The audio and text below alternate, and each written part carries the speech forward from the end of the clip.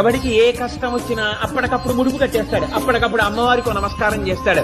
అమ్మా అనుగ్రహించమ్మా, నా పసుపు కుంకాలు నిలబెట్టమ్మా, నా బిడ్డల్ని కాపాడమ్మా, అమ్మా నన్ను రక్షించమ్మా అంటాడు.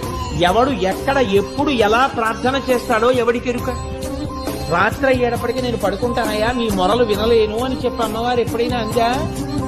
ఆ తల్లి అసలు కనురెప్ప పడడం అన్నదే లేదు.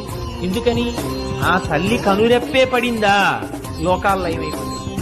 కాబట్టి ఆవిడ ఎప్పుడు ఎవరైనా అమ్మా నీ పాదాలు పట్టుకున్నానమ్మా అంటాడేమో నిజాయితీగానని రాత్రింబవళ్ళు తల్లి అలా చూస్తూనే ఉంటుంది.